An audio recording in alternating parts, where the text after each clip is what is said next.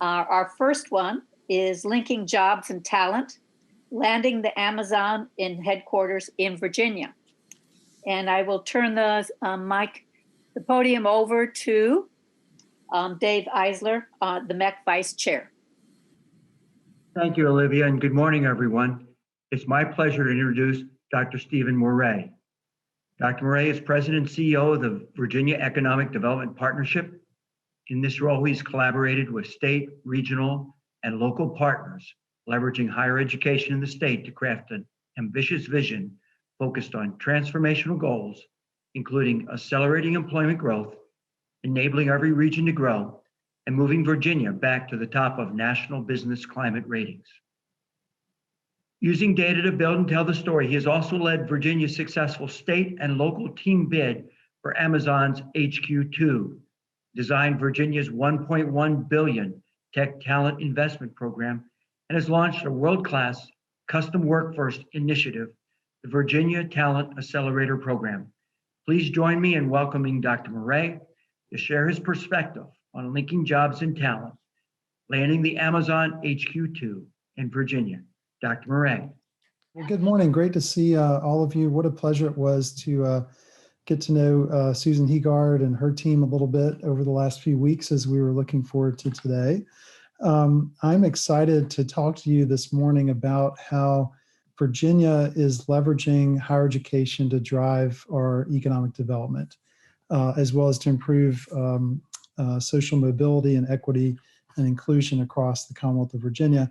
I'm going to highlight the Amazon HQ2 project as maybe the best single example of that, but I'll also talk a little bit more broadly about the context in which we do this work, and some of the things that we might have in common with many of your member states. So with that, I'll just jump right in. And by the way, I look forward to any questions or comments that you all may have for me. Feel free to put them up in the chat along the way, or we'll also have time for questions, I think, at the end as well. So let me first just kind of set the context a little bit for the importance of talent and workforce in economic development. It's always been a major factor, but over the last decade or so, it has become the dominant single most important driver of economic development across the country, and I think largely across the world. One of the things I did here is to look at, there's an organization, a publication called Area Development, that has done an annual survey of site consultants and corporate real estate executives every year for more than a decade. And I went back and looked at those surveys about the top site selection factors that they consider. And one of the things I noticed was just how much the availability of skilled labor really raced to the top. So in 2008, it was ranked by site consultants as the third most important site selection factor. In 2018, which was the latest available when I pulled it last year, they ranked it number one. Similarly, a decade ago in 2008, corporate real estate executives ranked the availability of skilled labor as the sixth most important factor for site selection. In 2008, they also ranked it number one. So this is something that has always been really important, but it's become the single most important factor that drives corporate investment location decisions. Certainly not the only one, but the most important one. And so we believe in Virginia, as I suspect most of you believe as well, that the states that win on talent in the future will be the states that win on economic development, economic opportunity, and growth as well. And that means higher education's role at all levels, from certificates to associate degrees to doctorates, has never been more important than it is today. And we think it's going to become even more important in the future. To set the context a little bit, in Virginia, we're a state that has a lot of strengths to build on. Our overriding goal in higher education is to become the best educated state by 2030, measured by the percentage of our adults that have some kind of post-secondary credential, again, at all different levels. We've got a lot of great assets to build on. K-12 in Virginia is generally considered the best in the South, roughly fourth best in the country overall. We also have a number of the top high schools in America located in Virginia, including the number 1 and number 8 schools.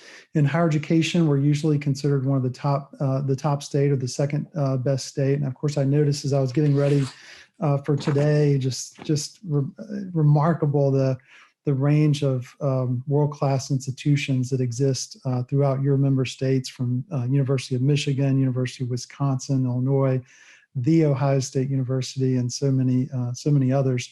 Virginia likewise has several top-ranked institutions, including UVA, William and Mary, and Virginia Tech, all in the top 30 for public universities in the U.S. We already are one of the most educated states in the country. I think last time I checked, roughly the 5th highest educational attainment among the states.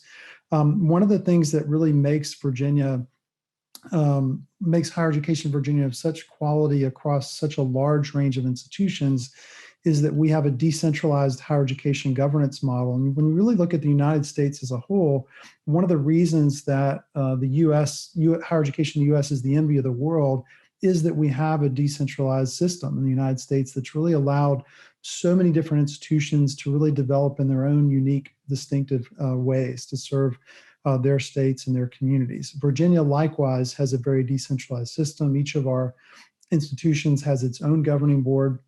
While we do have a very productive state higher education coordinating board that I sit on, it's not it's not a management board. It's more of a pure coordinating board. There's not a statewide system per se.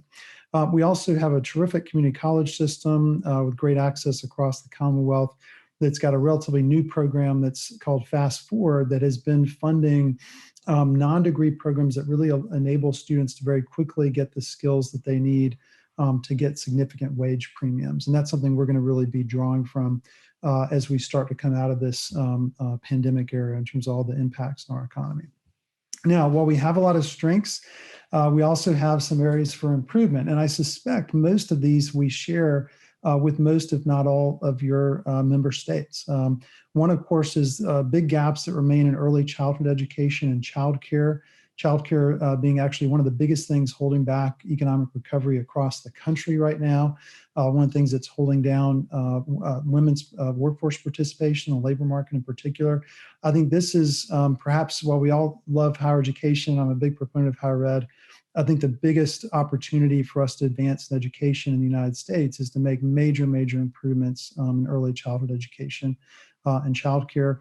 Across many regions of Virginia, we have an insufficient pipeline of skilled trades completers. I'm sure that's true of many of your member states as well, things like industrial maintenance, machinists, electricians, and so forth. The tech talent pipeline, and this is something we'll talk about a good bit today. While we have certainly a very healthy production rate and we're making big investments, one of the things that really drove our approach to the Amazon project, as you'll see shortly, is a recognition that we were not producing enough grads to keep up with demand at that time, let alone future growth. And I had the advantage of having done some research a couple of years before the HQ2 competition and realized that same observation would be true of all 50 states in America. And so that was one of the things that really distinguished our approach for HQ2. The other thing we don't talk about enough in higher education, and I know this is an issue in every state, every member state among MEC, is underemployment of college grads. It varies across the states, but in general, even in good economic times, 25 to 30% of full-time employed adults with a bachelor's degree or higher in the United States, and in every state in the United States, is not working in a college-level occupation. And typically, those folks do not enjoy the college earnings premium that we usually talk about when we promote the economic advantages of higher education. So while certainly the vast majority of graduates are doing quite well, there is this significant and continued underemployment issue that we all need to, I think, work on a bit more. And finally, I think, again, not unlike in many of your member states, in Virginia, we do see significant gaps between rural and urban areas in terms of educational attainment. Let's see, Mark asked a question in the chat. What is the share of annual budget at UVA, Virginia Tech that is state support? Has state support been falling or rising or stable? One of the things I did as I was getting ready for today was to take a look at the latest SHIO report, kind of comparing higher education funding and tuition levels across the various states, including Virginia, as well as each of your member states. And I kind of tend to think of Virginia as a relatively low state support per FTE, relatively high net tuition per FTE state. So looking at the latest data, this was FY 2019, I believe, Virginia was about $5,800 per FTE of state support. So that's less than most of your member states, kind of similar to Indiana, Ohio, I think in South Dakota. But net tuition was about $9,800 per FTE, which was kind of highish, not high necessarily compared to, say, Michigan or North Dakota, Minnesota, perhaps Iowa, but similar very much to Indiana, Ohio, South Dakota.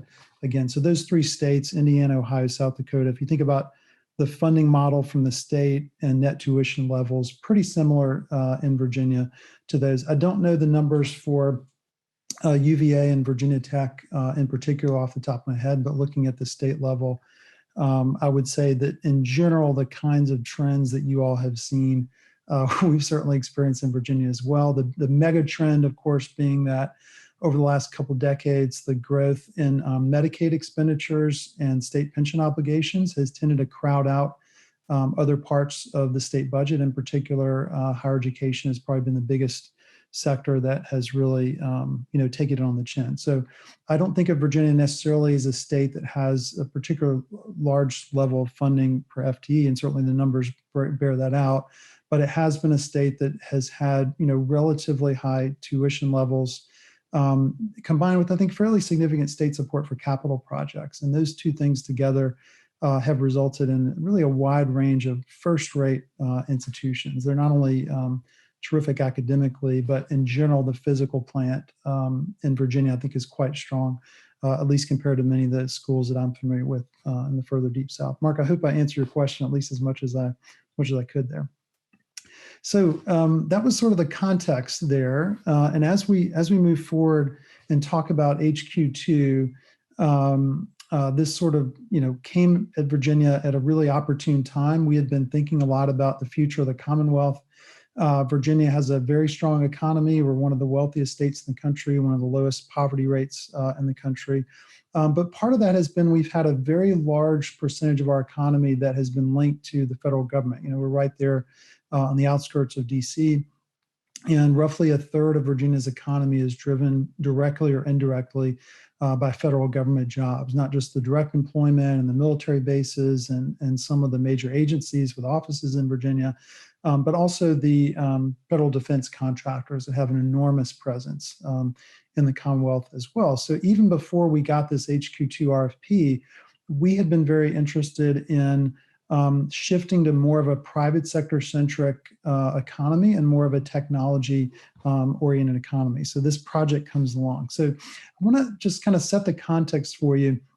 This goes back to 2017. It was actually late 2017 and early September of that year was when the HQ2 RFP came out. And I just want to kind of set the stage a little bit for where we were at the day before the RFP and then as the competition began. So first of all, one of the unique things in Virginia, and by the way, I'd be really curious if any of your member states have this this distinction. As the CEO of the state's economic development efforts, I'm a voting ex officio member of the State Higher Education Board, which honestly I think every state should do. I just think it's been a wonderful way of connecting higher education and economic development. And as you'll see, it was a big part of our Amazon HQ2 win. Second, I mentioned we've been working on our growth plannings for Virginia. We envisioned the tech sector as our biggest job growth driver, but with one big constraint, and that was the tech talent pipeline that, like your member states and like other states across the country, and indeed like the world as a whole, we're not keeping up with the demand for tech talent. And so even before we got the Amazon HQ2 RFP, we had sort of two big ideas. One was this notion of a major statewide push in computer science education in particular, in K-12 as well as higher ed. And then related to that, the development of a new technology campus in Northern Virginia, largely inspired by the Cornell Technion campus in New York City. So those were two big ideas we had. we estimated that the investment required would be in the hundreds of millions. So I remember my board thought that's kind of a nice idea, but how are you ever going to get that funded? So that's where we were the day before the Amazon HQ2 RFP. So then September 7th, that RFP drops in my email inbox. Easily the largest competitive economic development project in U.S. history, but a project that really centered on tech jobs and centered on the tech talent pipeline. Amazon made it clear there were a number of different factors they considered in terms of real estate options, operating costs, incentives, and so forth. But one of the things they really, really reinforced was the importance of the available tech talent and the pipeline for future tech talent. The other thing that I surmised quickly, I've actually led economic development in 2 states and have been involved in a lot of different mega projects, certainly nothing at this scale before Amazon. Based on the number of jobs and the wages involved, we were fairly confident that some of the competing states would offer $5 to $10 billion in incentives. And even though I was only a few months into my tenure in Virginia, I was quite confident Virginia would not do that. So if we were going to win this competition, it was not going to be based on the size of our direct company cash incentives. I notice there's a few questions in the chat. Let me just check that here. Sorry. Okay. So that's sort of the context that was set there. So we knew if Virginia was going to win, it wasn't going to be because we were going to offer one of the largest incentive packages. We had this idea for a variety of reasons that our best shot would be making our case for both the amount of tech talent that was already there in Northern Virginia and the DC metro area, but also making the largest investment in computer science education in U.S. history, at least to our knowledge. And that ultimately became the centerpiece of our program. And if you've read about it before, you probably heard about the Virginia Tech Innovation Campus, but what you probably did not realize was this investment is being made actually in almost every public higher education institution across Virginia, as I will share momentarily. First, let me just share why we focused on computer science the most. So Amazon had told us literally, I think in the first week or two of the HQ2 RFP, that when we were talking about talent needs, we said, can you give us a sense of what the talent requirements will look like? And they said, we knew the number of jobs, the average wages, but we didn't really know the occupational mix. And what they said was, we're actually not even sure ourselves, but we do think it'll be pretty similar to our Seattle headquarters. And so thanks to the great amount of social media data available, we were able to pull tens of thousands of social media profiles for Amazon's Seattle headquarters. Incidentally, when they said it was similar, they said roughly 50% of the jobs will be your typical kind of headquarters occupations, HR, accounting, legal, finance, et cetera. And roughly 50% will be tech-intensive occupations, software development, engineering, and so forth. They said it was that second 50%, the tech occupations, that was really their greatest concern. And so what we did is we split those tens of thousands of social media profiles into kind of 2 buckets. And what you're looking at is the degree field backgrounds of just that half of the Seattle headquarters that was in tech occupations.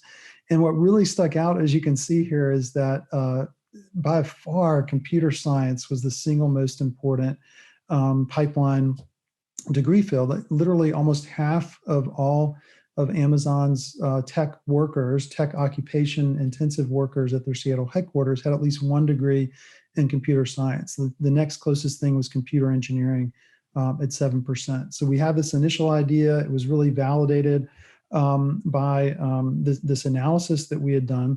The other thing we did was to look at US Census microdata using American Community Survey data, as well as a bunch of interviews with tech executives in the region. And sure enough, this was something that if we put a big focus on it, would be not just helpful to Amazon, it would actually be helpful to our entire tech sector. As most, if not all of you know, tech companies employ people with all different backgrounds. I mean, there's English, history, anthropology, everything is in there. But when you really look at the types of backgrounds that tend to be the strongest linkages with these tech-intensive occupations, and also those that they tend to have the greatest difficulty finding, computer science was absolutely in the bullseye. And so we had this idea of taking what we had already been working on in our strategic plan and framing it up into a fully fleshed out proposal where this huge historic investment in computer science education would really be the centerpiece of our bid. And then likewise, we would also reinforce both existing diversity as well as future efforts around diversity and inclusion, because that was something that was also very important to Amazon as well as to us. Let's see, Mark asked a question, paradox that I hope you can address: with a fairly decentralized state system of higher education, coordinating board model, how did you get all the campuses to cooperate and choose computer science as the priority, given UVA is more of a liberal arts flagship to enthusiastically embrace the tech-centric focus? Mark, that's a great question. And the answer is money. The answer is money. We actually created again, because we weren't going to we knew the Amazon project was generate, I forget the exact numbers, but several $1 billion of new state general fund revenue over the 20-year period. It was, I think, somewhere in the range of $300 to $500 million per year of new state general fund revenue at full ramp. Since we weren't putting the bulk of it, we did provide a cash incentive to Amazon that was competitive, but much, much smaller than most of the competing states. We had all this additional revenue that we would take part of that and invest it in this tech talent investment program. And so we were not so much pushing institutions to change what they were currently doing. We actually created kind of a mini RFP process where we asked the institutions that, are you interested in expanding your computer science? And by the way, we did computer science, computer engineering, and software engineering. Are you interested in expanding those programs at the bachelor's or master's level, and or for community colleges in the programs that lead into those? And if you are, what kind of state support would you need to do that? And we consider not just annual operating support, we consider startup packages, facilities, scholarships, the whole thing. And I'll go into that in a little bit more detail here momentarily. Let's see. Suzanne says, do all these jobs require bachelor's or advanced degrees, or are there opportunities for certificate and associate degree graduates? Great question. In general, in the tech sector, companies will say increasingly that a degree is not even necessarily required. It's more the skill set that's there. In practice, they tend to hire far more people with a bachelor's degree or higher than they do folks with less.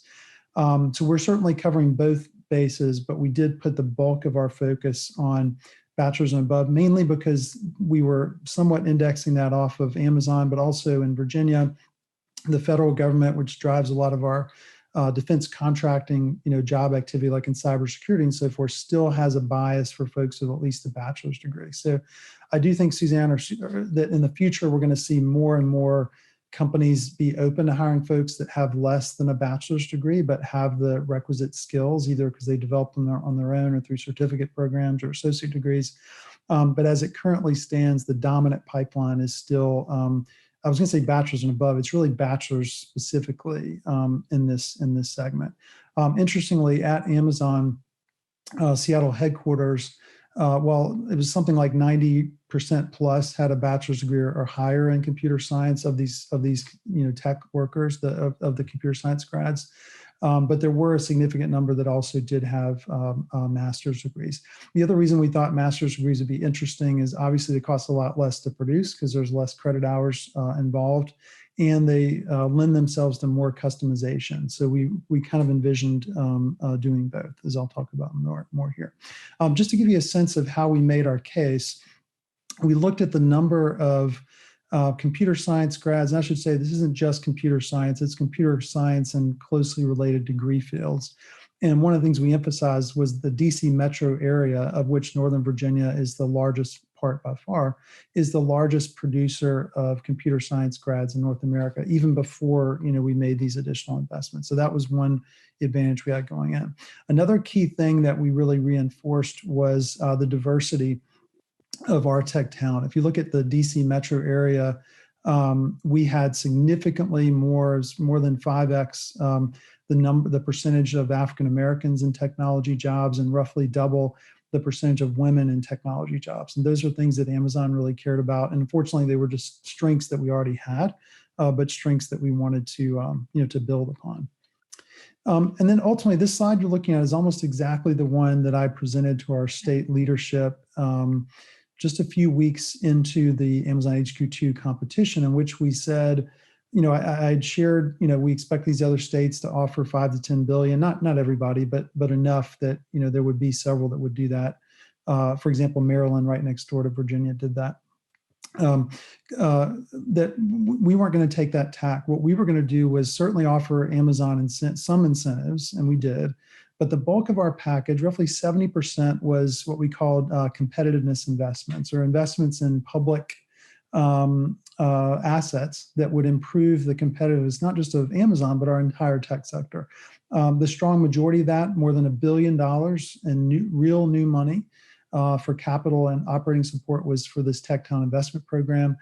We also had, I'm forgetting the exact number, but 200 or 300 million roughly in new public infrastructure for mobility. So mostly investments in public transit in proximity to the HQ2 site. But this was what was really distinctive ultimately about Virginia's bid. My hope and my hunch was we would be the only state that would do this. I didn't know it would work, but I thought we would probably be distinctive and being the only state that did it. And as it turned out, at least at that scale, to our knowledge, we have not heard of any other state that did something this significant. Certainly had some other states that did, 15 million, maybe 50 million, but we committed more than $1 billion of new investment in the Tech Town investment program. And this is it in a nutshell. It's roughly $1.1 billion over 20 years for a performance-based Tech Town investment program. So we have entered into, I forget the exact number of agreements, but we've entered into performance-based agreements with 14 of our 15 public universities in Virginia. It's all just public institutions for a variety of reasons, but all but one, the only one that didn't participate, just chose not to participate. So every institution in the whole state that was interested got to participate, as well as our community colleges. So it's the whole pipeline. So we have funding, $25 million for online curriculum and professional development in K-12. We were the first state in the country to make computer science a required part of the K-12 curriculum. That was actually well before the Amazon HQ2 program came along. We have community college programs. I'm forgetting the exact amount, but it's tens of millions that are going to community colleges to fund essentially the programs that tend to be feeders into the bachelor's and master's programs. And then the vast majority of the funding is for expansion of bachelor's and master's degrees in computer science and closely related fields at, again, all but one of our public universities in Virginia. And they are performance-based. They include startup funds for faculty, for equipment, and where necessary for facilities. And then over time, there's an annual operating supplement. The institutions competed to participate. They proposed what their economics would be, and then we had a process of kind of rationalizing those based on the institution type and so forth. Initially, they get the funding based on their projected degree production, and then starting roughly 4 years in, there'll be annual adjustments made if anybody significantly underperforms. That annual subsidy from the state will go down. So one of the interesting things about how this is set up is these are not increases to the institution's base budgets. There's actually a Tech Town investment fund, I think it's called, that all this money goes into, or at least all the operating money goes into, and then it's provided out as an annual operating grant each year based on what each institution earns. So again, there is startup money to help them get started, but once they get a few years into it, it's based on performance. After that, there'll be somewhere north of 300 new faculty hires across Virginia. Many of those have already been happening. I'm sure we're competing with some of your institutions for some of those hires. And then there's also a tech internship program for higher education students. Tremendous support for this across the Commonwealth. It was a big, complex effort. So we not only had, the outline of this that was included in the Amazon proposal, but then it took us probably a year to work through, maybe a little bit more than a year actually, to work through all the details to ultimately execute these performance-based agreements with each individual institution. So while the specific economics vary across each institution for a variety of reasons, and their targets obviously vary as well, the structure of them is all the same. And we had a group of state leaders, including myself, the head of the State Higher Ed Coordinating Board, the Money Committee staff directors, the Secretary of Finance for the state budget director, and the State Secretary of Education that served as kind of almost like it's not a governing board per se, but it's the group that ultimately decides how these dollars are allocated and makes adjustments to it over time. And so far, we've had unanimous support. Of course, that took a lot of effort to get there, but we're off to a great start. Most of the institutions are hitting their numbers so far, and the General Assembly has already approved, I forget the exact numbers, but several hundred million, north of 300 million has already been budgeted. Of course, a lot of it is in the future as these institutions continue to perform. But that was the centerpiece of our bid. And Amazon has said that the single most significant factor that caused them to select Virginia for HQ2 was the combination of the existing tech talent and then this new historic tech talent investment program investment. So we were really, really excited and that it's worked out so well. The goal is to add about 32,000 bachelor's and master's grads in computer science related fields above what we were already doing, which is roughly double. We're roughly doubling that annual production rate. Just to give you a sense of where the institutions are in terms of or who they are. So this is our 15 public universities in Virginia and what their pre-tech talent investment program production rates were in terms of annual bachelor's and master's degrees in computer science related fields. And not surprisingly, in general, the growth was, roughly proportional to the size of the institution. We did have Virginia Tech, University of Virginia, George Mason were certainly the biggest three in terms of new commitments and growth. And I should mention, by the way, there was both, as I'll talk about in a minute, Virginia Tech is also opening a new campus, an innovation campus in Alexandria. That'll be a graduate level focused campus with $1 billion first phase. George Mason is doing a big expansion of a graduate campus in Arlington.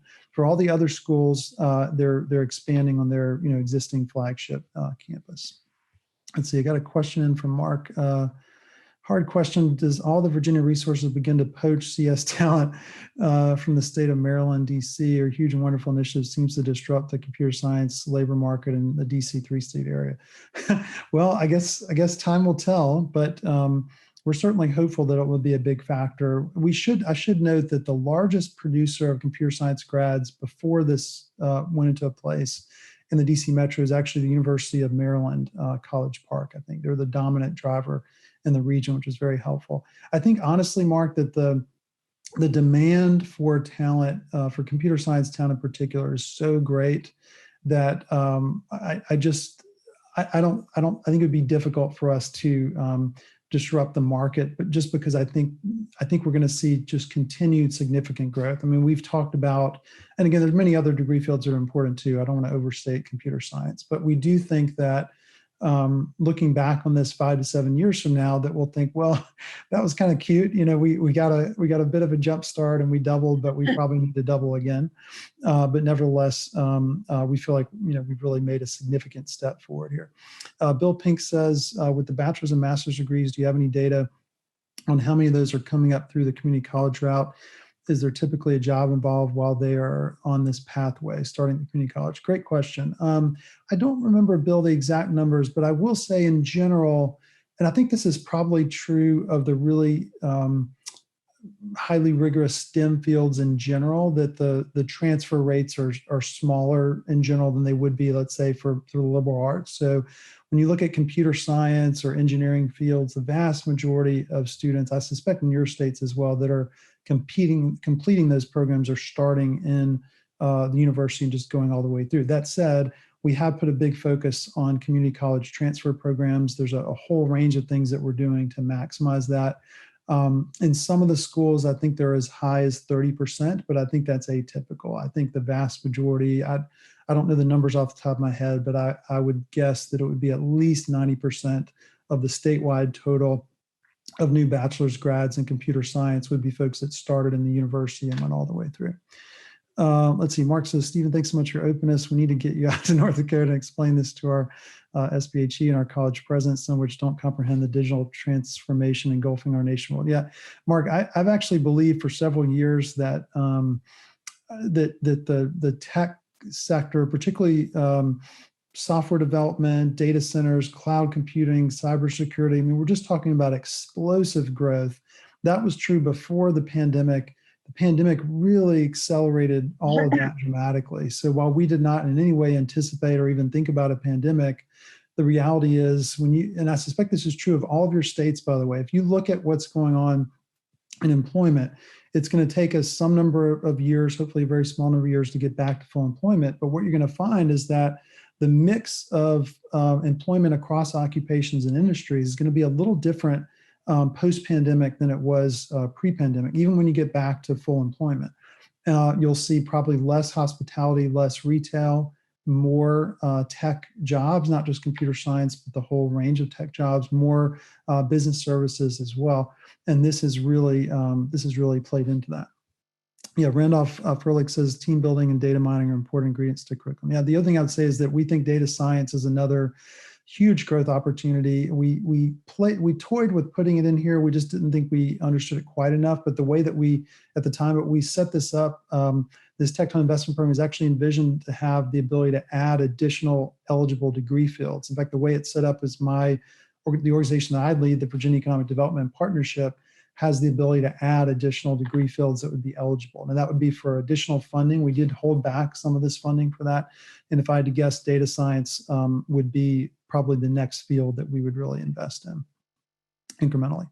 So this just shows you where all those public universities are located in Virginia. Again, of course, Amazon is going right here in Northern Virginia, right on the outskirts of Washington, D.C. in Arlington, which is a very close in suburb, if you will, of D.C.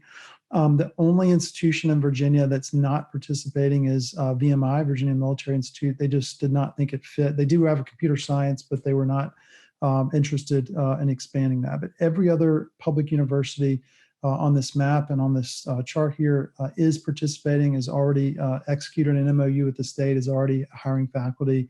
Almost all of them are expanding this year. And what I did not put on the map is the community colleges.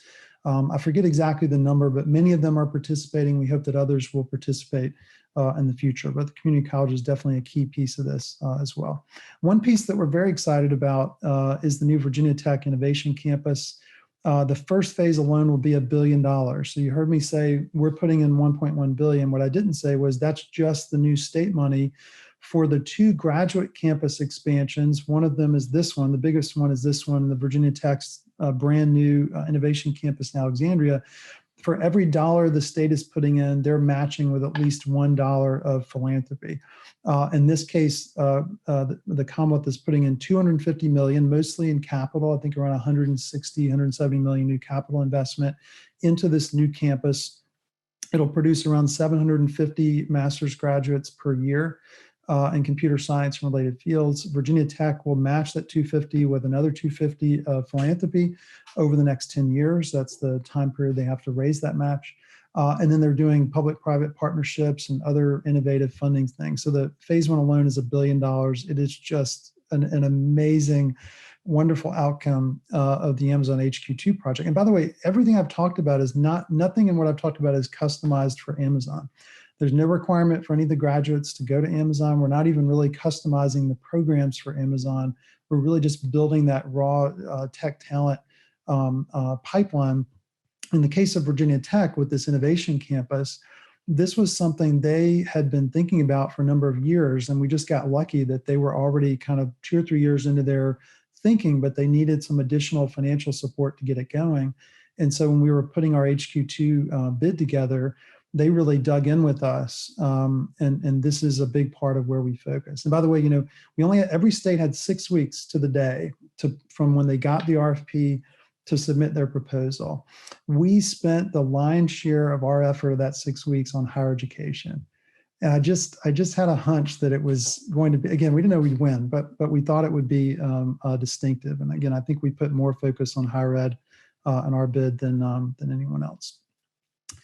And by the way, there's a website out there, I forget the name, but if you Google Virginia Tech Innovation Campus and you want to learn more, there's a website. Also, if you'd like to just learn more about our bid, we actually made our, it was originally password protected website is public now. It's www.hqnova, like headquarters, Northern Virginia, but HQNOVA, hqnova.com. You can actually download our actual bid, and there's also some additional material out there on the Tech Talent Investment Program. Let's see, I think there was a chat. Susan says, Stephen, you recommended 2 great books to us in prep for the session. Can you talk a little bit about the premise of each and how metro areas that combine higher ed heft with jobs and the opportunities presented and exacerbated by COVID also provide opportunities to more rural areas of our country and the Midwest? Yeah, great point. So let's see, I'm trying to remember the second book, but I'll start with the first one. Maybe it'll come to me. So my single favorite book on economic development is The New Geography of Jobs by a UC Berkeley economist named Enrico Moretti.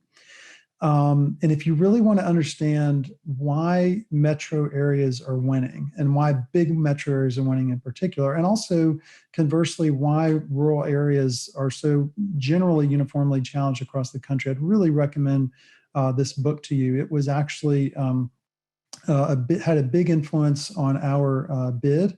And as it turned out, we didn't know this at the time, but Amazon's whole executive team had read this book. And I learned from one of their top executives who works closely with Jeff Bezos during the process that this was a book their leadership team had read, and that it really heavily influenced how they think about talent and where they develop talent. And I learned that, by the way, just about 3 months into the competition. And that was the first time I thought we might have a good shot. But that was one that I would certainly suggest. And certainly and one of the things Moretti really talks about is the importance, I don't know if he uses the phrase tech talent pipeline, but he really talks about the importance of the innovation sector and really training folks to be able to do those jobs as a really dynamic way of driving growth.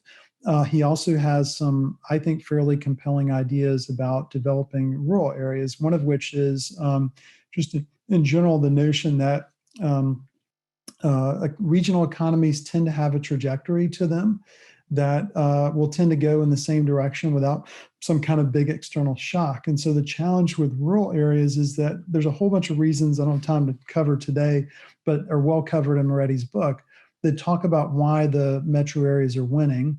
Most of them are hard to replicate in rural areas. And so to really position rural regions for growth requires he would argue, outside of just luck, is some kind of big push, as he puts it, and government is in the best place to do that. So we thought of this as actually, in part, a big push for rural development. But get back for a second here. When you look at these, where these universities are, roughly half of the investment that we're making, in fact, the slight majority of the investment we're making in the Tech Talent Investment Program is actually outside of Northern Virginia.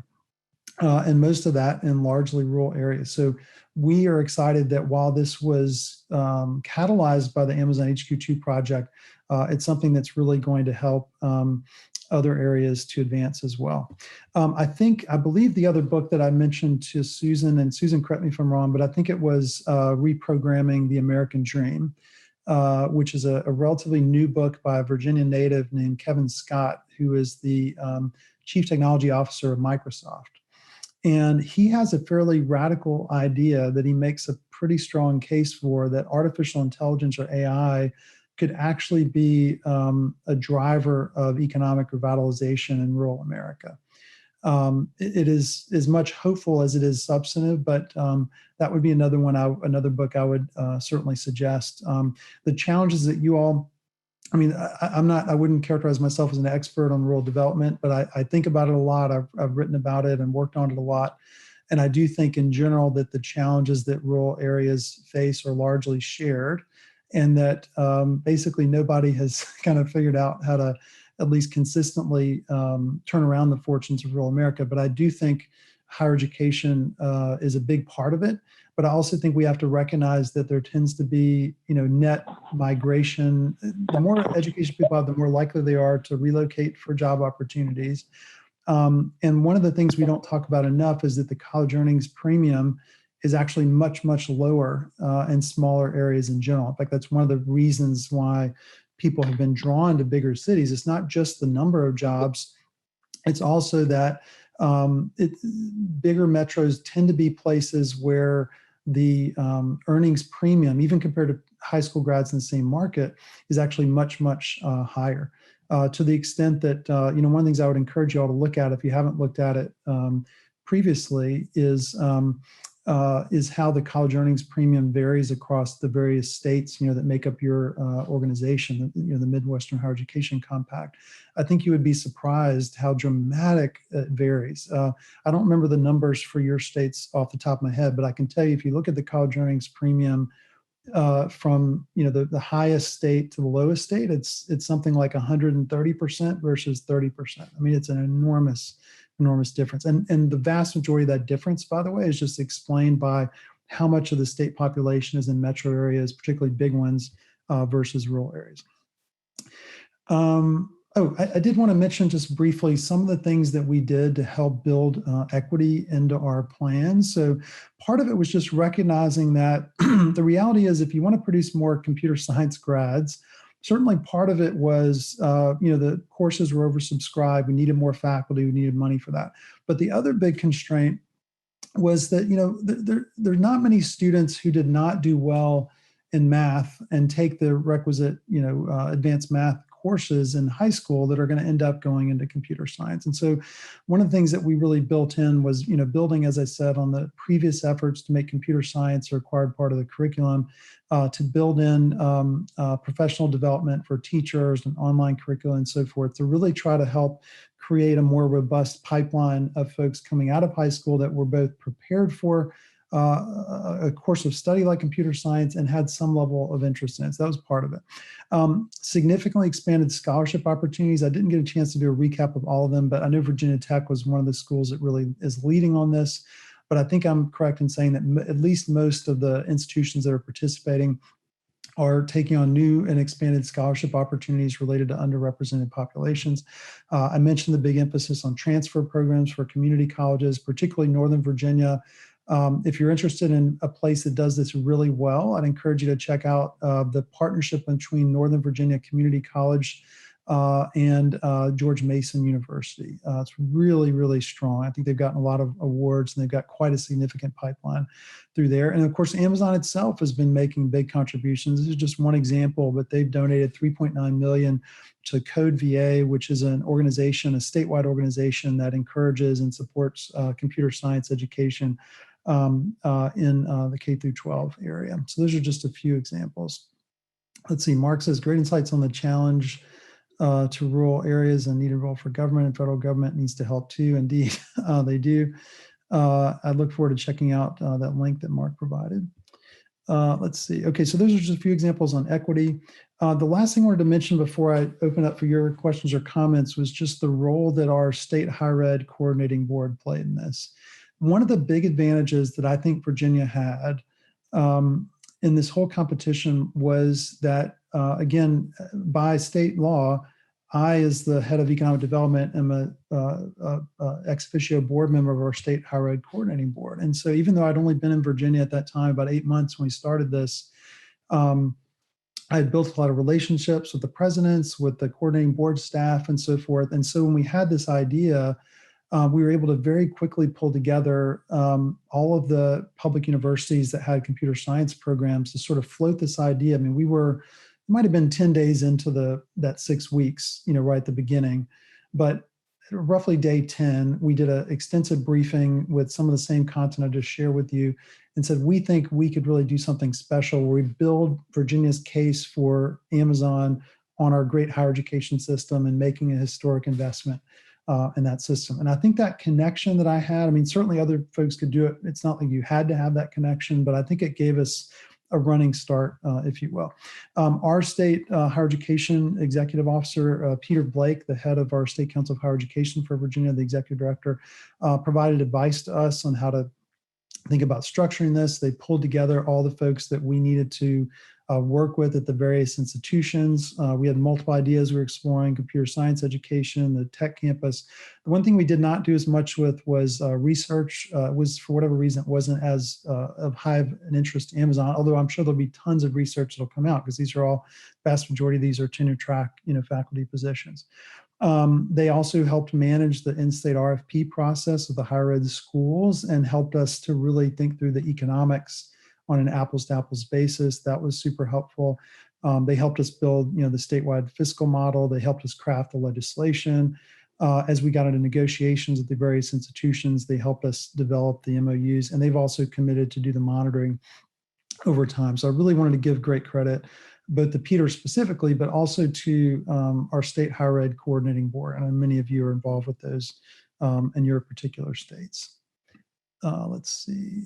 Susan says, Stephen, sounds like the stars aligned in Virginia with helping you and others to help move this forward successfully. What advice do you have for the 12 Midwestern states here, policymakers and higher ed leaders alike, to think about this for their own states? Great question. Let me first say, I just wanted to show this last slide. This is a rendering of the first two Amazon HQ2 towers. These are both under construction right now. That's about 2 million square feet of office space you're looking at, which will be about half of the total footprint. There'll be two more towers, each about 1 million square feet, that'll break ground the next 2 or 3 years. They're actually a little ahead of schedule in terms of hiring. They've already hired, I forget how many, but it's thousands of people, and it's been just a wonderful success story for us. So to Susan's question about recommendations, I think the first thing is to find ways to build a stronger connection between higher education and economic development. And I think one just super obvious thing to do, and this is kind of against my own self-interest to recommend this to y'all, but I think every state in the country should probably have whoever its head person for economic development should be a member of whatever the top state higher ed board is in the state. I think it doesn't cost anything, and it creates connectivity. In fact, for that matter, it would be valuable likewise to make the head of the state higher ed board, the staff head or chair, a member of the board, if there is a board of the state economic development agency as well. Virginia's done this in a few different contexts. We've done it with ports and other areas, and that's been really helpful. So I think that's one really simple thing to do. I think another thing that we all need to get better at, and I would include Virginia in this list, is just better articulating what's really going on in the labor market and these gaps between supply and demand. I think there's a tremendous pressure that university presidents certainly feel to not, let's say, prioritize certain programs over others, and I'm very sympathetic to that. But what states could do, what legislatures could do, and what we're kind of starting to do in Virginia is to say, let's not unwind the way that higher ed's funded in general, but to the extent that we are able to add money over time, maybe some of that new funding should be dedicated to particular fields that are strategically important to the state's economy. And by it wouldn't just be computer science. You could talk about healthcare, you could talk about education, engineering. And by the way, there's a huge role here for the liberal arts as well. But what I will say in general is that it's not that there's not value in the liberal arts. There's tons of value, and there's tons of liberal arts grads working across all these different industries. But the gaps that are there, like the really tight gaps that exist in certain areas, tend to be at the bachelor's level and above, tend to be in a certain set of largely STEM intensive fields, at least within the traded sector. Now, healthcare and education also really critical. I don't want to oversimplify it, but I do think in general, having a more focused discussion about meeting needs and the opportunity here, I should have mentioned earlier, because of how this was designed, at the time we had basically a split, and we do in fact still have a split legislature. It was when we first passed it, it was Republican led slightly, House and Senate. Now it's Democratic led House and Senate. But we had, if it wasn't unanimous, it was very close to unanimous on the votes for this. The Republicans, I think, liked that it was performance-based, and they liked that it was responsive to the needs of the economy and business needs. The Democrats, I think, liked that we were investing in higher education, which we don't always have the dollars to do. So I guess it's not a very tight recommendation, but I do think in general, trying to think a little bit more creatively about not changing the whole way that higher ed is funded, but at least thinking of some of the solution as being focused on solving particular labor market challenges that would help improve employment growth in the state, I think is a big opportunity to consider. as well. The other thing is to realize that, I think when public higher education looks at its states for funding, it tends to think about, general fund support, capital projects, maybe the two big buckets. But I would suggest to you that there's a lot of money going into economic development, either incentives or other things, and that in certain situations, higher education could be a big part of it. This is obviously an enormous outlier in terms of $1 billion, but we're actually doing lots of things at a smaller scale where new money is going into higher ed to address particular workforce issues. And so again, I don't think it's an either or. It's more saying that, hey, we kind of tend to focus just on total aggregate dollars. I think general fund support and capital dollars, maybe there's a case to say giving a little bit more energy into looking at economic development related opportunities as another funding model. That's another example I would give. I think also just better making the case for how higher education can be a central part of driving for the state's economic development goals and growth goals. Two big things there that I think all of us need to do better in higher education. One, if you haven't read the report, I'd encourage everybody to read a report that came out a year or two ago called The Permanent Detour. It was by Burning Glass, and I think Strata funded it. And what it talked about was, we tend to talk about higher education as preparing people for the fourth, fifth, or sixth job or seventh job or whatever. But it turns out the first job is super important in terms of setting the trajectory for so many students. That I talked about underemployment earlier. For most of those who start off underemployed, they tend to stay underemployed for the long term, actually. While many of them do shift out of that mode, most of them do not. And if you haven't read the report, it really suggests. And so what does that mean in terms of action? I think it means that in general, we should be investing more in career planning and placement, helping people get work-relevant internships, because that'll help with their outcomes out of school. There's a whole range of things we can do to help students have more consistently successful launch out of undergrad in particular. And by the way, this is also hugely valuable for the liberal arts, right? If you're talking about engineering or business or healthcare programs, there's all these natural connections to particular occupations, whereas liberal arts can do all kinds of things, but there's not necessarily those well-worn pathways into specific occupations. So having more assistance in undergrad would help improve those outcomes, which also I think helps improve funding and alumni support for those programs. The other thing kind of related is I just think also investing more in career counseling and guidance for students to help them to navigate all that. I think, Susan, there are probably other things I should have thought of off the top of my head, but those are some of the things that come to mind. I will mention one other thing. We're doing a project that I think will be of interest to all of you. It's called our Graduate Outcomes Study. And what's unique about it is that we are part of it will be building a predictive model for what tends to drive outcomes, employment outcomes, underemployment, earnings, and so forth for graduates. We're connecting wage records with academic records with a large-scale survey of graduates to fill in the things that are not in the wage records or the education records. That's going to go live in the next probably month or two. I think the results probably won't be out until sometime next year. But I think it will be a landmark study. It'll be the first one in the country, and it's really going to help us to better illustrate, why, while the outcomes in general are good, it's a wide range of outcomes. What is it that tends to characterize the folks who've done better than the folks that haven't done as well, regardless of field of study? And I think that'll be of great interest to all of you. I'm sorry, I rambled a bit there, Susan, but happy to respond to any questions or comments you all may have for me. I think we're close to wrapping up. And I think, Stephen, if folks have additional questions for you, what's the best way, for you not to be inundated, but to have them have a chance to follow up with you if they'd like? I'm happy for anyone to reach out. My email address is just my last name, Moret, no initial, just Moret@vedp.org, as in Virginia Economic Development Partnership. Great. Moret@vedp.org, or they can find me on LinkedIn or Twitter as well. Great. Any closing remarks, Stephen? And then I think I'll hand this off to Olivia to help us move to our break. Any closing remarks, Stephen? Great to be with you. I would certainly love to hear if Teresa could share just quickly the Wisconsin experience. That sounded really interesting. Well, that might take another hour. That's Okay. she was asking, she's from Indiana. She heads up the board there, but she was asking about the Wisconsin experience. Maybe we'll have a webinar on that, Teresa.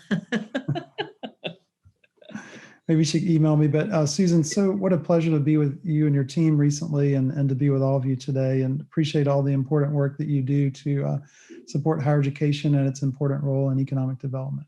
Oh, good. Joan put a comment into the chat here about, she's a representative from Wisconsin, Joan Bellweg, and soon to be a senator. And she noted some of the details about the Foxconn effort in Wisconsin. So, yeah, right. the biggest thing Foxconn they could have done differently was to make more of the incentives post-performance. They'd be in a much better situation now. All their Amazon incentives are paid after the fact, so there's no risk to the state. Great. Well, thank you so much, Stephen. I'm going to hand this off to Olivia, but let's give a round here, silent and otherwise, to Stephen. Thank you. Thank you. Great to be with you all.